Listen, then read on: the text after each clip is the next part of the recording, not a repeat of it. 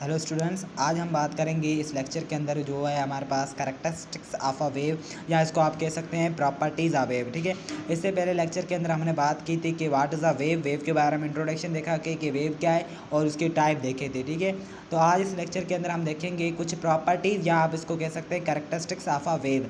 तो सबसे पहले हमारे पास जो पहली जो फर्स्ट जो हमारे पास प्रॉपर्टीज़ है वो है क्रेस्ट और ट्रफ क्या है। अब क्रेस्ट किसे कहते हैं कि the upward displacement from undisturbed position, कि जो अपवर्ड जो बेसिकली डिस्प्लेसमेंट होता है कहाँ से, डिस्टर्ब पोजीशन या इसको आप मीन पोजीशन कह सकते हैं कि जो अनडिस्टर्ब पोजीशन या मीन पोजीशन से जो बेसिकली अपवर्ड जो डिस्प्लेसमेंट होता है उसे हम क्या कहते हैं, क्रेस्ट कहते हैं। लेट्स सपोज यहाँ पर मैंने डायग्राम बनाई है, तो आप देख रहे हैं ये हमारे पास क्या है, ये इसे हम क्या कहते हैं, अपवर्ड जो हमारे पास ये डिस्प्लेसमेंट है इसे हम क्या कहते हैं, क्रेस्ट कहते हैं। तो ये भी हमारे पास क्या है, ये भी क्या है हमारे पास क्रेस्ट कि जो अपर जो पार्ट होता है वेव का उसे हम क्या कहते हैं, क्रेस्ट कहते हैं। तो इसकी दूसरी डेफिनेशन के upper part of wave is called crest, कि जो किसी भी वेव का जो अपर पार्ट होता है उसे हम क्या कहते हैं, क्रेस्ट कहते हैं। ठीक है, उसके बाद हमारे पास है ट्रफ किसे कहते हैं, कि जो downward displacement from undisturbed position जिसे कह सकते हैं, या इक्विलिब्रियम पोजीशन है, इससे जो डाउनवर्ड डिस्प्लेसमेंट ये जो नीचे की तरफ जो डिस्प्लेसमेंट है इसे हम क्या कहते हैं, ये जो हमारे पास इसे हम कहते हैं ट्रफ, या आप यूँ भी कह सकते हैं कि जो lower part of wave is called trough, जो हमारे पास नीचे वाला जो पार्ट होता है वेव का उसे हम क्या कहते हैं, ट्रफ कहते हैं। ठीक है,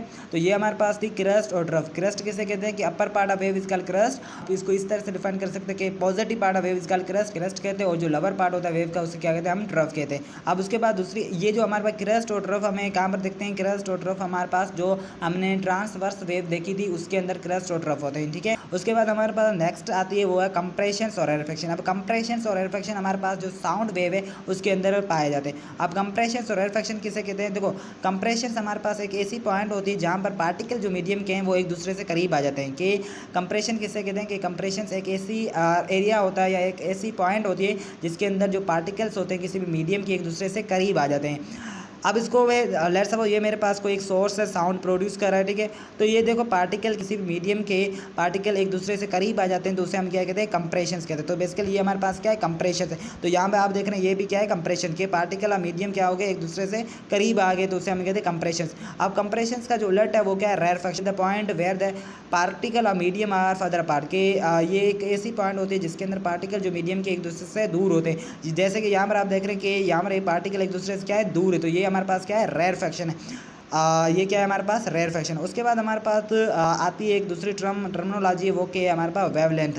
अब वेवलेंथ किसे नाम से ही पता चल रहा है कि ये हमारे पास वेव की लेंथ होगी, कि the distance between crest to crest या ट्रफ टू ट्रफ, कि क्रस्ट और क्रस्ट के बीच में डिस्टेंस हो, या हम कह सकते हैं कि ट्रफ के बीच में जो डिस्टेंस होता है उसे हम कहते हैं वेवलेंथ। लेट्स सपोज ये हमारे पास, मैंने आपको बताया ये हमारे पास क्या होता है, क्रस्ट होता है। ठीक है, और ये भी क्या है हमारे पास, क्रस्ट है।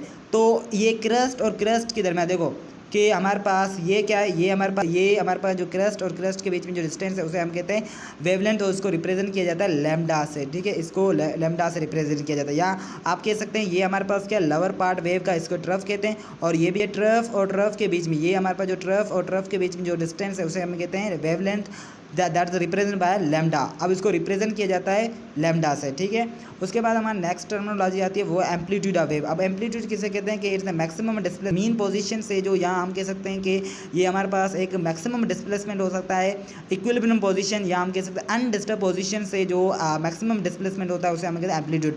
लेट्स सपोज ये हमारे पास क्या अनडिस्टर्ब पोजीशन कह सकते हैं, या इसे हम मीन पोजीशन कहते हैं। ठीक है, अब इससे जो ऊपर जो ये हमारे पास डिस्प्लेसमेंट है इसे हम क्या कहते हैं, एम्पलीट्यूड कहते हैं। ठीक है, उसके बाद हमारा दूसरी टर्मिनोलॉजी है वो है फ्रीक्वेंसी। अब फ्रीक्वेंसी किसे कहते हैं कि एक सेकंड के अंदर कितनी नंबर ऑफ वेव प्रोड्यूस हुई है उसे हम क्या कहते हैं, फ्रीक्वेंसी कहते हैं। अब फ्रीक्वेंसी बेसिकली क्या है, यूनिवर्सली प्रोपोर्शनल होती है टाइम पीरियड के साथ, कि भाई टाइम पीरियड अगर इंक्रीज होगा तो फ्रीक्वेंसी क्या होगी, कम होगी, कि अगर टाइम पीरियड को आप इंक्रीज करोगे तो फ्रीक्वेंसी कम होगी। ये यूनिवर्सली प्रोपोर्शनल है। अब फ्रीक्वेंसी को ऐसा ही जो फ्रीक्वेंसी का जो ऐसा यूनिट होता है बेसिकली वो हर्ट्ज, और फ्रीक्वेंसी का जो फार्मूला होता है F = 1/T है हमारे पास, ये इसका फ्रीक्वेंसी का फार्मूला, और फ्रीक्वेंसी यूनिवर्सली प्रोपोर्शनल है टाइम पीरियड के साथ। और उसके बाद हमारा नेक्स्ट जो टर्म है वो टाइम पीरियड। टाइम पीरियड किसे कहते हैं कि the time required to wave to complete one vibration या ऑसिलेशन, वो वक्त किसी भी वेव को रिक्वायर हो टू कंप्लीट एक वाइब्रेशन कंप्लीट करने के लिए, या एक ऑसिलेशन कंप्लीट करने के लिए, या एक वाइब्रेशन या एक ऑसिलेट कंप्लीट करने के लिए वेव को वो वक्त रिक्वायर हो उसे हम कहते हैं टाइम पीरियड।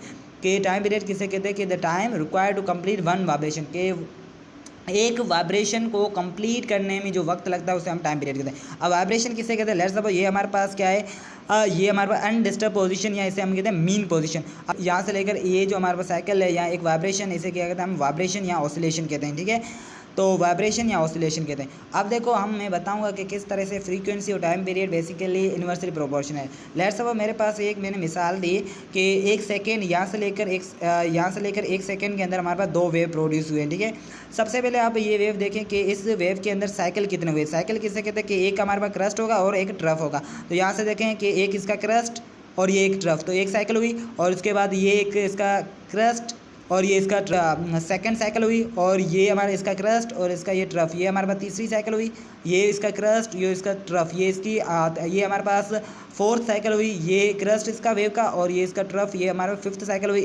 ये इसका सिर्फ क्या है? ट्रफ है। तो इसकी बेसिकली जो हमें कह सकता हूँ कि इसकी फ्रीक्वेंसी क्या है? फ्रीक्वेंसी इसकी होगी 5.5 हर्ट्ज होगी, ठीक है। 5.5 हर्ट्ज इसकी फ्रीक्वेंसी है 1 सेकेंड के अंदर, ठीक है। तो बेसिकली इसके अंदर देखो टाइम बहुत शॉर्ट है लेकिन फ्रीक्वेंसी क्या है? ज़्यादा है। अब यहाँ पर आप देखें कि इस वेव की देखो, ये हमारे पास क्रस्ट इसका एक, ठीक है, एक पोर्शन क्रस्ट और ये इसका ट्रफ, तो एक साइकिल हुआ। फिर यहाँ से ये क्रस्ट और फिर से ये ट्रफ, तो ये हमारे पास क्या सेकंड साइकिल हुई। फिर ये हमारे पास हाफ हुई, तो इसकी क्या है? 2.5।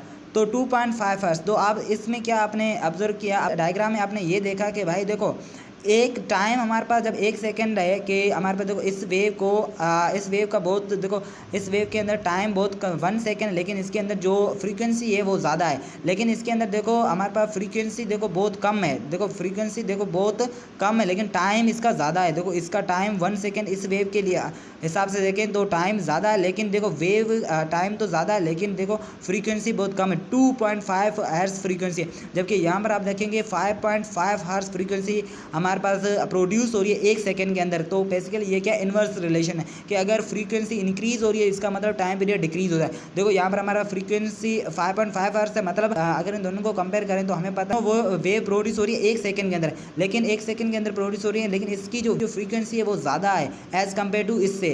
तो बेसिकली अब इसके लिए टाइम क्या होगा? शॉर्टेज होगा, क्योंकि भाई फ्रीक्वेंसी इसकी ज़्यादा है। तो टाइम क्या है इसका? इसके लिए 1 सेकेंड कुछ भी नहीं है, लेकिन इसके लिए 1 सेकेंड टाइम है, क्योंकि इसकी